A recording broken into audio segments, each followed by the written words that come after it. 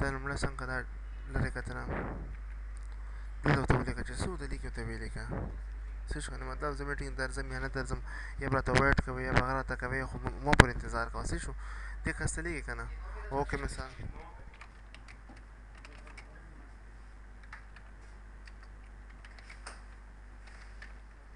څه شو څنګه کېږم دا آی ډي دا ده دا خو هسې فرست اوس لاست نیم دی که نه دی ایمیل دا وګوره دا ای ډي ده هغه نه ده څه شو ریپلی کوه ته بس سینډ یې کوه ته دا به څنګه شي سینډ شو ته ریپلی شو څه شو که نه ریپلی هم کوه ته به څنګه هغه به ریسیو کړي واک ورکړه دا ډېر مصروفه ده